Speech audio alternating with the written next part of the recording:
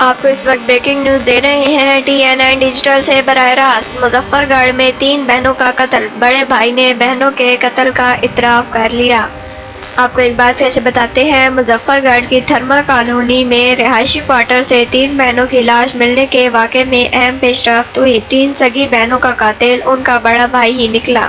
दौरान तफ्तीश मुलजिम ने बहनों के कत्ल का इतराफ कर लिया। पुलिस का कहना है कि मुलजिम बहाने से बहनों को करीबी खाली रिहायशी क्वार्टर में ले गया और छुरी के वार से इनका कत्ल कर दिया। पोस्टमार्टम के बाद तीनों बहनों की लाशें वर्षा के हवाले कर दी गयी।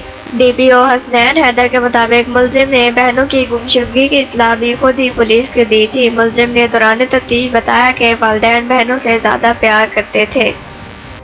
मज़ीद इस तरह की खबरों और तजज़ियों के लिए हमारे चैनल TNN डिजिटल को सब्सक्राइब करें और बेल आइकन को दबाना ना भूलें ताकि हमारी आने वाली नई वीडियोस आप तक पहुंच सकें।